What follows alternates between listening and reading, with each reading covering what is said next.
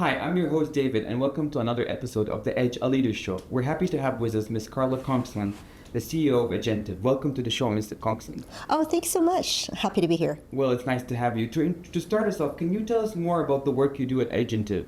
Absolutely. So Agentiiv is an agent platform, and I get a lot of people asking, what the heck is an agent? And so an agent is essentially a digital twin of a real expert. We built it 2 years ago. I run two companies. One company is about 200 consultants, and we do services, real humans. And I worked with our top 25% and worked with them to understand their workflows, their frameworks. How do they do whatever it is they did as a compensation specialist, as a lawyer, as a creative director? And we built a digital twin that mirrors their expertise. That's great. So how do you leverage the power of AI to provide services with a competitive advantage? Obviously, everybody's talking about AI right now. Absolutely. So think of us as actually, you've heard of the term SaaS, software as a service.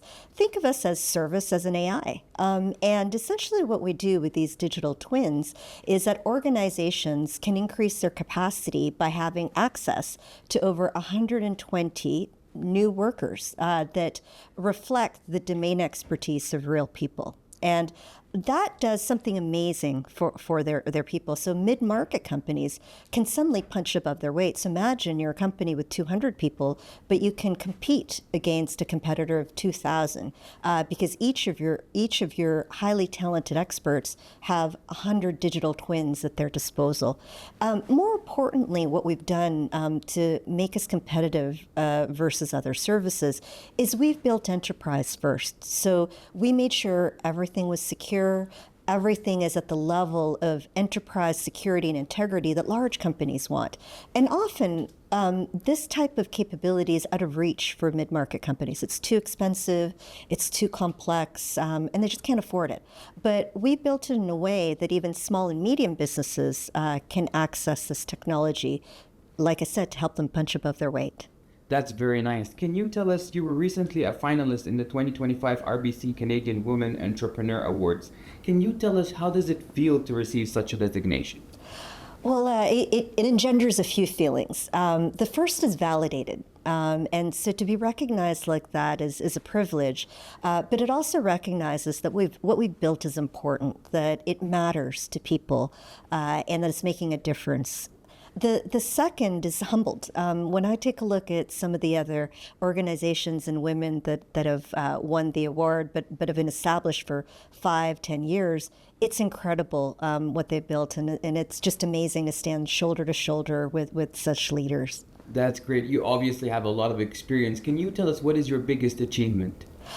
So I'm going to answer your question in a different way, and I'm going to tell you what my proudest achievement is. As women, pride is often a dirty word. We're not supposed to be proud, we're supposed to be humbled, right? And so I'll tell you my two proudest achievements instead of biggest, and maybe they're the same. My proudest personal achievement is raising two daughters to be resilient young women who are full of discovery and full of hope for the future. I think to be able to do that is an amazing gift to the world, is to create the next generation of women leaders.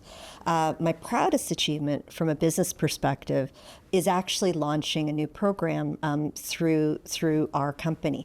We've had a lot of big milestones. We've built a lot of really big things and big features that have mattered to companies. But what mattered to me most was taking this platform and actually launching a program called You Scaled. And with You Scaled, we are actually giving away $4 million worth of our platform for free to 500 small businesses and not-for-profits in order to let newer entrepreneurs, smaller businesses realize the potential that AI can have on their businesses. And we've actually also partnered with RBC Owner, Staples Canada, Canadian Marketing Association, and SINDAR, which represents not-for-profits, in order to provide businesses not just with AI, but training, operational support, incorporation support to really help small Canadian businesses thrive. That's great. What would you want your legacy to be? How would you want people to remember you? I would want to be remembered by the opportunities I created for people. And whether that is my daughters finding their way in the world and discovering what their purpose is and what gives them joy at work, or the women that I've helped start businesses, or the young students that I've mentored through sponsorships. And that's kind of core to the business we've created at Agentiiv, is helping helping people discover how AI can help them achieve their full potential. In the same way, I have the luxury of helping other people find opportunities that help them live their purpose. Circling back to AI again, and people are talking about it as being a disruptor, how do you see it playing a role in people's lives in the future? Well, it is certainly a disruptor, and it is a double-edged sword. So there will be negative impacts with AI. There will be job displacement. There will be a reinvention of entire business models, and some businesses will thrive and some businesses won't survive. But there is incredible potential on the other side. I think in the future, AI will actually just become infrastructure, like electricity, the internet, digital, right? It just becomes part of our lives. But more importantly, with AI being used to augment us, to realize our capabilities, AI can actually help us find more joy at work. When you think about the day-to-day life of any knowledge worker, 30% of the stuff that we do is boring. It's cognitive, low-load, repetitive tasks. I don't know anybody that jumped out of bed in the morning and said, "Oh, I get to do an expense report," or things like that you don't enjoy. With AI helping us and augmenting what we do, we can actually focus on our talents and our expertise and the things that really drive impact and help us realize our full potential. Yeah, so focus on the more important tasks. Yeah, the things that make a difference. Right, right.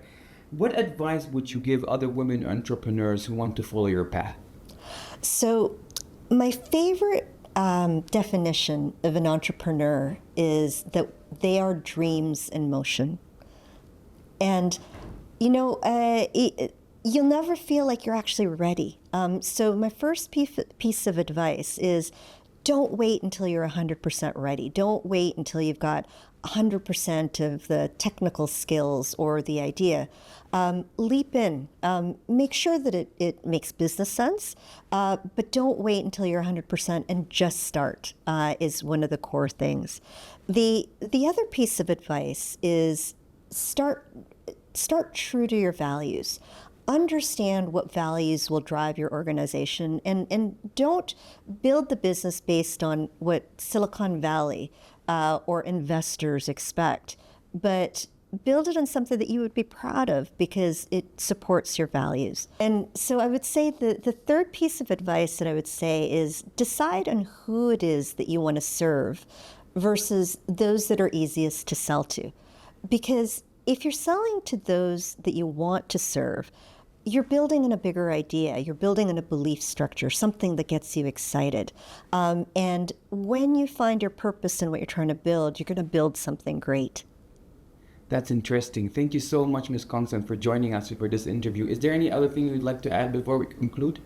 No, it's a privilege to be here, and thank you to the Women of Influence for inviting me to this session, and it's been a pleasure talking to you. Thank you, same here. And for all our viewers, stay tuned to another episode of The Edge, a Leader Show.